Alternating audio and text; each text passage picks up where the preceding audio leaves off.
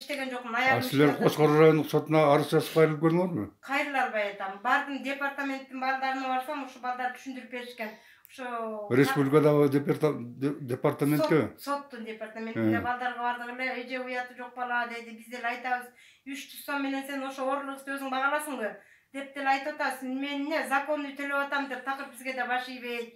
Деп ушу сотко кайрылып, ушуну жокко чыгарткандар, биз төлөтүп берет элек деп айткан. Кочкор райондук сотуна бардым. Кочкор районунун департаментине ошо алимент өндүргөн балдарга бардым. Мен өзүм баргам. Бөлөк жогорку органдарга кайрылып көрдүңүзбү? Кайрыла алган жокпуз. Бөлөк жакка кызым кайрылып жүрүп тажап, анан жакшы акырына чыга албай койгон. Көрсө ошол аз айлык менен тиги акча документ тапшыртаптыр, ошол менен биз башка эчтеке кыла албайбыз деп сурабай коюшкан учурунда. Точно кимге кайрылганын билбейм, өндүрө албай коюшту эле. Анан мен өзүм Кочкорго чейин барсам, балдар ошентип мага түшүндүрдү. Бул кыздын аты ким? Жекшенбек кызы Гүлиза. Берки уулу кыздын аты? Азамат кызы Наргиза. Ал каякта? Азыр эмеде жана орто тапшырып жүрөт. Бүгүн мен колумда 11-ди бүтүп атат. Экөө тең силердин колуңарда да? Ооба. Өзүңүз да оорулуусузбу? Мен оорулумун, жүрөгүм жарабайт. Былтыр өтүм алдыргам. Жүрөгүм клапанын алмаштырыш керек экен, шартым жок. Анан балдарымды кыйнабай эле жөн өзүм жүрөм, алмаштырбай эле. Бул кызды эгерде Индияга же Россияга алып барса, бул кыз басып кетиши ыктымал экен да? Ооба, мындан жамандарды эле көрүп атам телевизор эмеден, YouTube'дан. Көтөрүп барып эле анан Индиядан базып кетип атышат, айыгып кетип атышат. Ошондой болуп калса деп. Сиз ошо Индия тараптагы врачтар менен да сүйлөшүп көрдүңүзбү? Жок, калп айтканын кереги жок, сүйлөшкөн жокмун, бирок YouTube'дан көрүп атам да ошондой болгондорун айткандар. Таанышпаңыз жок. Жокпу? Жок, ооба, азырынча жок.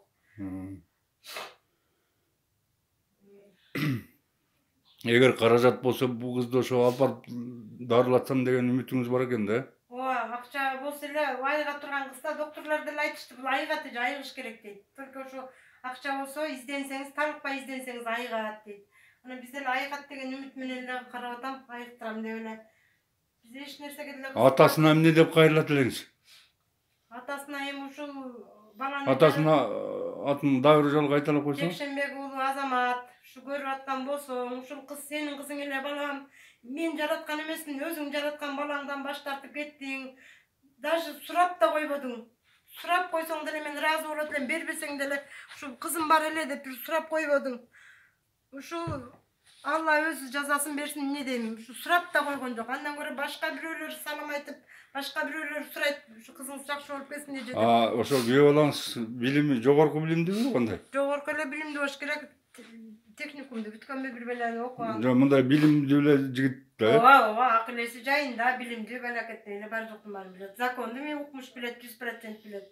Баарын түшүнүп туруп анан ошондой жазатып алат атпайбы, 3000 сомго электрик пол иштейт дедип, эжеси сотко сүйлөшкөнбү, эмне кылышкан, 3000 сом айлык алат, анан 300 сомдон 600 сом эки кызына төлөйт деп. Кочкор райондук сотуна эмне айта турган сөзүңүз барбы? Кочкор район сотуна ошо мыйзам чегинде ошо алименттин ошол арызын карап берсин деп суранат элем. Арыз жазып өткөрдүңүз беле? Жок, сотко чын бар элекмин, бирок ошол боюнча кайрыла албай атам. Бала менен деле жетишим кыйын болуп атат. Мыйзамдуу өкүл алып туруп, анан Кочкор райондук сотуна арызыңызды тапшырыңыз, ошол аркылуу чечкенге аракет кылалы. Ооба, соттон суранам, ушул кыздын мына ооруганын карап туруп, Азаматтын жашоо шартын, бул кыздын жашоо шартын карап, ошо алименттин мыйзам чегинде чечип беришин суранам. Президенттен, жогорку соттон, прокуратурадан сурана тургандарыңыз барбы? Ушу бардыгынан эле ошо алименттин мыйзам чегинде чечип берсин.